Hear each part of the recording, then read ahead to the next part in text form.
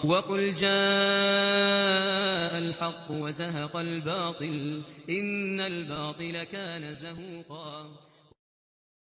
Sebetulnya sahabat dulu kalau cerita tentang itu mereka bahas atau gimana? Dari kalangan sahabat ini tidak pernah dibahas. Mereka pas melalui sifat itu mereka diam aja. Karena begini jadi para sahabat ini memang Al-Quran itu kan turun dengan bahasa Arab. Ya. Dan di dalam Al-Quran itu ada yang namanya hakikat, ada majas, ada isti'arah dan lain sebagainya. Ya. Nah, para sahabat itu karena memang mereka ini orang Arab yang masih asli ya, masih kental karakter bahasanya. Itu yang tidak ada persoalan. Bukan masalah ya? Bukan masalah. Berarti yang mempermasalahkan itu sekarang berarti bid'ah. Nah, jelas bid'ah itu. Karena pada masa sahabat gak ada itu. Tafsiran-tafsiran yang aneh. Seperti Allah istiwa 'alal 'arsy.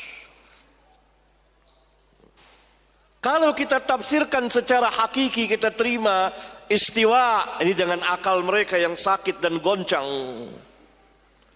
serupa dengan makhluk.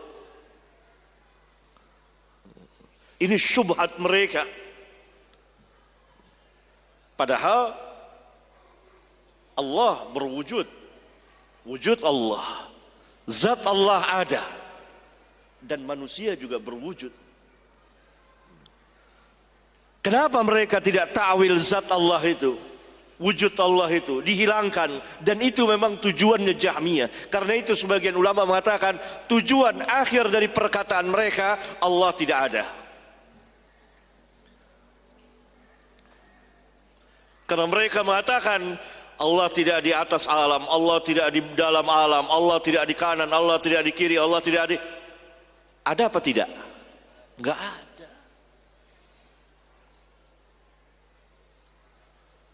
Maka tafsir aneh-aneh. Al-Quran turun dengan bahasa yang mubin. Rasulullah SAW orang yang paling fasih dengan bahasa Arab yang jelas. Bahkan kata Al-Imam Asy-Syafi'i, tidak ada seorang pun manusia sanggup menguasai seluruh bahasa Arab kecuali Rasulullah sallallahu alaihi wasallam. Sehingga para sahabat kadang-kadang mendengar satu perkataan yang baru diucapkan oleh Rasulullah SAW dalam bahasa Arab.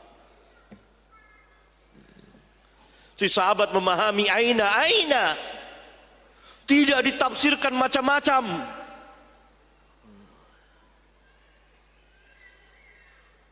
Rasulullah SAW bersabda, Allah turun, nuzul, turun mereka memahami. Dalam bahasa Arab.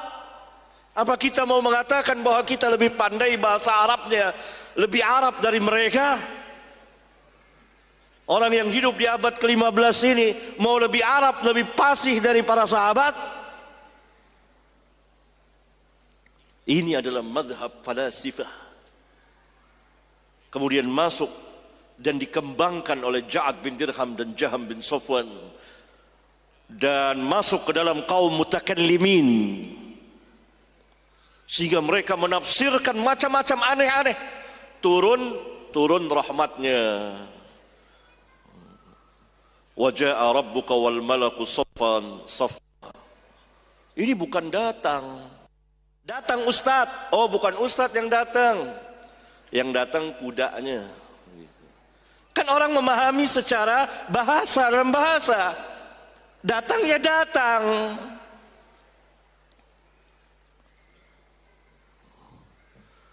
Ya subhanallah. Ini tafsiran aneh-aneh. Karena apa? Karena mereka menganggap ini bertentangan dengan akal.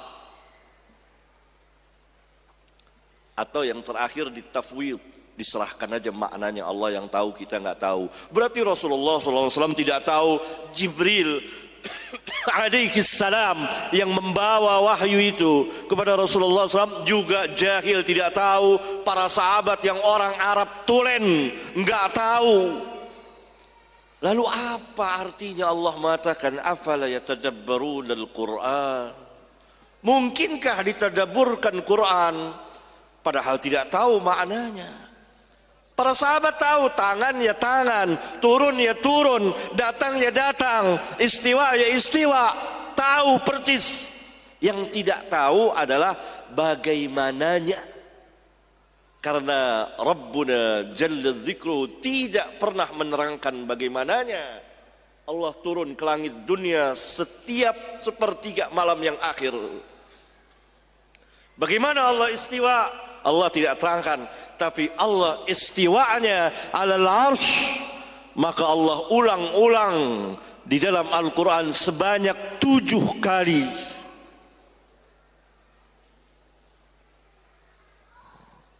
Allah katakan kepada iblis, kenapa tidak sujud kepada Adam yang aku ciptakan Adam dengan kedua tanganku. Tangan diterjemahkan kekuasaan. Nah, kalau kedua tangan berarti 2 kekuasaan. Berarti kekuasaan Allah hanya terbatas. Ini rancunya pemikiran filsafat ini. Dan ini adalah musibah besar Islam yang menimpa kaum muslimin saat itu pada abad kedua Hijriyah. Dan memasuki abad ketiga Hijriyah, diterjemahkan kitab-kitab filsafat Yunani dari para penyembah berhala ini.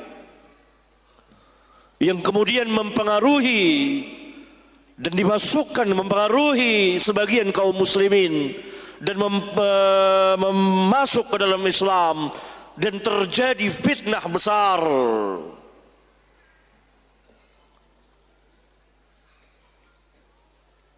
Wa ma kana rabbuka nasiya. Allah Jalla Dzikruhu tidak lupa. Sebagian ulama Ahlus Sunnah, imam besar, mengatakan Allah tidak lupa,